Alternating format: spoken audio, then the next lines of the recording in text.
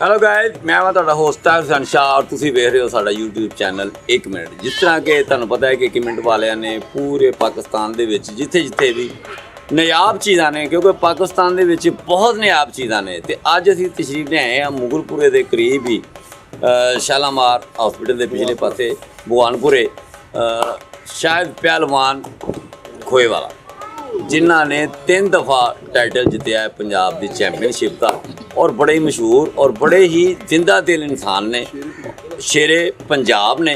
और उन्होंने दे नाल अज तुहाडी मुलाकात कराने ते जनाब आओ मेरे नाल जी। शेरे पंजाब शाहिद पहलवान खोएवाला, जनाब की हाल चाल? अस्सलाम वालेकुम जनाब की हाल है? और सर जी तुहाडे नाल ते हत्थ मिला के भी इंज लगदा है किसी फौलाद ने हत्थ मिला लिया। शाही बादाम पीते ने, बकरे खाते ने, देसी मुर्गे, मक्खन, खारस मज्जां दा दुध पीता है ते शाही पहलवान बने अल्लाह दे हुक्म दे नाल। ते हत्थ फिर तुहानू फलाद ही लगने ने। देखो यार ये बर्गर शवारमे दे हत्थ नहीं हैगे, घ्यो दुध घ्यो दे हत्थ ने अल्लाह दे हुक्म नाल। ते पहलवान जी तुसी अपनी जरा अपनी लाइफ के मुतालिक थोड़ा दसोगे कि तुसी किस तरह इत्थे तक पहुंचे? देखो शाह जी ये बड़ा ही अच्छा काम है। यह खाड़ा जिहड़ा साडे वड्डे उस्ताद खलीफे सानू दसदे आए ने, ये मौला अली दा मैदान है और बड़ा ही पाक साफ काम हैगा। यह कोई अंग्रेज़ां दा खेड नहीं हैगा, ये साडे नबियां पैगंबरां तो यह खेड चलदा आ रहा, ठीक है ना जी। ते सानू इस फन तो, अखाड़े तो, कुश्ती तो अल्लाह ने बड़ी इज्जत दी है। बाहर के मुल्कों भी असीं लड़न गए हैं, पाकिस्तान चैंपीयन भी रहे हैं ते 3 दफ़ा शेरे पंजाब का टाइटल भी जितया है। अगों अपने असीं शागिर्दां नूं पहलवानी करा रहे हैं, इंशाअल्लाह ताला साडे शागिर्द भी तैयार हो रहे हैं, अल्लाह दे हुक्म नाल भी शेरे पंजाब ही बने। अच्छा पहलवान जी, पहलवान बनने वास्ते किन्ना चीज़ां तो बचना चाहिए ते किहड़ियां चीज़ां अडॉप्ट करनियां चाहिए बंदे? देखो जी, जो पहलवान ने अच्छा पहलवान बनना ना शाह जी, सब तो पहले तो उन्होंने अदब की जरूरत। जे अगर वो अदब नहीं ना करेगा तो किसी भी काम दे विच, चाहे वो पढ़ाई है चाहे वो स्पोर्ट्समैन है, जे अदब नहीं ना हैगा तो कामयाब नहीं हो सकेगा।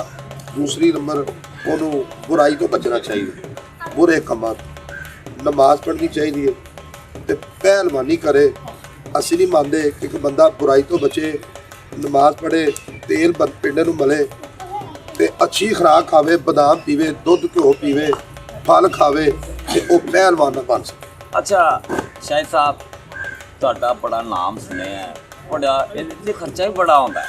देखो शाह जी सारी गल है, अगर साडे म्यार दा पहलवान बनाना ना, तुसीं शेरे पंजाब लैवल दा पहलवान बनाना चाहिए, और तुसीं यकीन करो 5000 रुपया अज दा रोज होवे, 5000 रुपया खर्चा होवे तां जाके साडे लैवल दा पहलवान बनेगा। नाल ओहदे 3 तो 4 बंदे भी होण जिहड़े ओहनूं पहलवानी कराण, ओहदी मालिश वास्ते भी बंदा चाहिदा है, ओहदे खान पकान वास्ते भी बंदा चाहिदा है।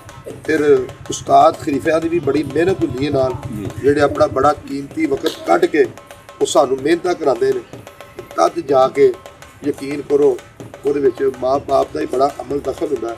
ਜੋ ਮਜ਼ਦੂਰੀ ਕਰਦੇ ਨੇ, ਮਿਹਨਤ ਕਰਦੇ ਨੇ, ਆਪਣੇ ਬੱਚੇ ਨੂੰ ਪਹਿਲਵਾਨੀ ਕਰਾਉਂਦੇ ਨੇ, ਪੈਸੇ ਕਮਾ ਕੇ ਉਹਨੂੰ ਖਵਾਉਂਦੇ ਨੇ, ਤੇ ਫਿਰ ਜਾ ਕੇ ਸ਼ੇਰੇ ਪੰਜਾਬ ਦਾ ਜਿਹੜਾ टाइटल लैवल का पहलवान ना फिर जाके तैयार हो। भी मैं वेख्या कि अच्छा पहलवान भी रुस्तमे पाकिस्तान होया, जारा पहलवान रुस्तमे वर्ल्ड होया, ठीक है, नासिर भोलू भी बड़े बड़े साढ़े नामवर पहलवान ने।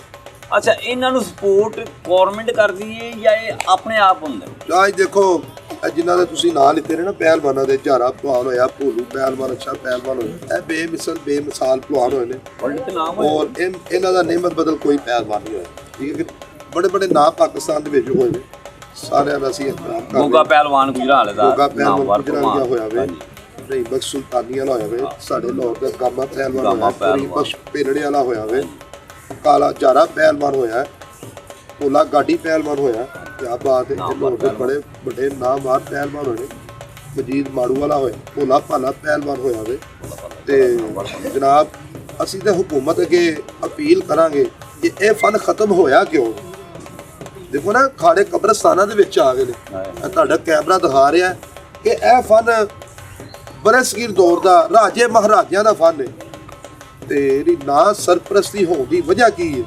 यह फन जिहड़ा ना यकीन करो रोन आंदा ਕਬਰਸਤਾਨਾਂ ਤੱਕ ਆ ਗਿਆ। ਐਡਾ ਅੱਛਾ ਫਨ ਹੈ, ਹਕੂਮਤੀ ਸਰਪ੍ਰਸਤੀ ਨਾ ਹੋਣ ਦੀ ਵਜ੍ਹਾ ਤੋਂ ਇਹ ਫਨ ਕਬਰਸਤਾਨਾਂ ਤੱਕ ਪਹੁੰਚ ਗਿਆ। ਨਾਜ਼ਰੀਨ, ਹੋਣਾ ਤੇ ਇਹ ਚਾਹੀਦਾ ਸੀ ਕਿ ਇਹਨਾਂ ਵਾਸਤੇ ਸਟੇਡੀਅਮ ਹੁੰਦੇ, ਸਟੇਡੀਅਮ ਦੇ ਵਿੱਚ ਇਹ ਅਗਰ ਆਪਣੀ ਕਸਰਤ ਕਰਦੇ, ਗੌਰਮੈਂਟ ਦੀ ਸਰਪ੍ਰਸਤੀ ਹੁੰਦੀ, ਇਹਨਾਂ ਨੂੰ ਖੁਰਾਕ ਦਾ ਵੀ ਮਸਲਾ ਹੈ। ਇਹ ਹੁਣ ਅੱਜ ਕੱਲ੍ਹ ਦੀ ਜਨਰੇਸ਼ਨ ਜਿਹੜੀ ਹੈ ਉਹ ਤੇ ਬਿੱਲਾਂ ਤੋਂ ਨਹੀਂ ਬਾਹਰ ਆ ਰਹੀ। ਪਹਿਲਵਾਨ ਜੀ ਦੇਖੋ ਜੀ, ਤੁਸੀਂ ਸਟੇਡੀਅਮ ਦੀ ਗੱਲ ਕੀਤੀ ਹੈ, ਅਸੀਂ ਵਕਤ ਹਕੂਮਤ ਜਿਹੜੀ ਹੈ ਵਜ਼ੀਰ ਆਲਾ ਮਰੀਮ ਨਵਾਜ਼ ਸਾਹਿਬ ਤੇ ਵਜ਼ੀਰ ਆਜ਼ਮ ਸ਼ਹਿਬਾਜ਼ ਸ਼ਰੀਫ ਤੇ ਨਵਾਜ਼ ਸ਼ਰੀਫ ਸਾਹਿਬ, ਇਹਨਾਂ ਨਾਲ ਭਲਵਾਨੀ ਦਾ ਇੱਕ ਬੜਾ ਤਲਕ ਹੈ। ਹਾਂਜੀ, ਠੀਕ ਹੈ ਕਿ ਨਹੀਂ? ਇਹ ਖਾਨਦਾਨ ਦੀ ਨਿਸਬਤ ਵੀ ਇਹਨਾਂ ਦੀ ਪਹਿਲਵਾਨਾਂ ਦੇ ਨਾਲ ਹੈਗੀ। ਕਲਸੂਮ ਨਵਾਜ਼ ਸਾਹਿਬ ਸੀ ਜਿਹੜੇ ਉਹ ਗਾਮਾ ਪਹਿਲਵਾਨ ਦੇ ਨਿਵਾਸੀ ਸਨ, ਤੇ ਨਵਾਜ਼ ਸ਼ਰੀਫ ਸਾਹਿਬ ਅਸੀਂ 92 ਦੇ ਵਿੱਚ ਦੇਖਿਆ ਮਾੜੂਵਾਲਾ ਰਸੂਲ ਪਾਕਿਸਤਾਨ ਹੋਇਆ, ਖੁਦ ਦੰਗਲ ਤੇ ਆਏ ਹੋਏ ਸੀ। ਸ਼ਹਿਬਾਜ਼ ਸ਼ਰੀਫ ਸਾਹਿਬ ਸਾਡੇ ਦੰਗਲ ਤੇ ਖੁਦ ਆਏ ਨੇ, ਹਮਜ਼ਾ ਸ਼ਹਿਬਾਜ਼ ਸਾਹਿਬ ਖੁਦ ਆਏ ਨੇ। ਔਰ ਯਕੀਨ ਕਰੋ ਸਟੇਡੀਅਮ ਦੀ ਜਿਹੜੀ ਗੱਲ ਕਰਦੇ ਹੋ ਨਾ, ਯਕੀਨ ਕਰੋ ਇੱਕ ਮੋਨੀ ਰੋਡ ਤੇ ਚਾਰੇ ਪਹਿਲਵਾਨ ਉਹਨਾਂ ਦੇ, ਜਦੋਂ ਅਸੀਂ ਬਚਪਨ ਸਾਂ ਉਹਨਾਂ ਦੇ ਉੱਥੇ ਅਖਾੜੇ ਦੇ ਕੋਲ ਮੋਨੀ ਰੋਡ ਤੇ ਝੰਗੀ ਹੁੰਦੀ ਸੀ, ਜਿੱਥੇ ਕਿਤੇ ਕੁਸ਼ਤੀਆਂ ਹੁੰਦੀਆਂ, ਬਿਆਨਸ਼ਾਲਾ ਹੁੰਦੀ ਸੀ, ਉਹ ਢਾਹ ਦਿੱਤੀ ਗਈ। ਫਿਰ ਮਿੰਟੋ ਪਾਰਕ ਝੰਗੀ ਹੁੰਦੀ ਸੀ, ਉਹ ਵੀ ਗਿਰਾ ਦਿੱਤੀ ਗਈ।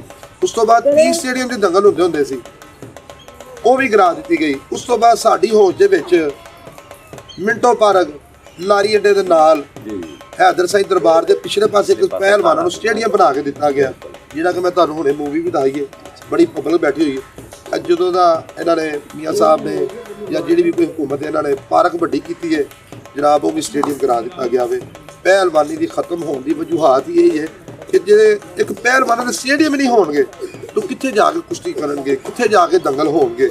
ਸਾਡੀ ਹਕੂਮਤ ਹੈ ਕਿ ਅਪੀਲ ਹੈ ਕਿ ਸਾਨੂੰ ਹਾਲ ਬਣਾ ਕੇ ਦਿੱਤੇ ਜਾਣ, ਅਖਾੜੇ ਬਣਾ ਕੇ ਦਿੱਤੇ ਜਾਣ ਔਰ ਦੰਗਲ ਘਰ ਬਣਾ ਕੇ ਦਿੱਤੀ ਜਾਏ, ਤਾਂ ਕਿ ਪਹਿਲਵਾਨਾਂ ਦੇ ਜਿਹੜਾ ਮਾਸ਼ੀ ਹਾਲਾਤ ਨੇ ਨਾ ਉਹ ਠੀਕ ਹੋ ਸਕਣ।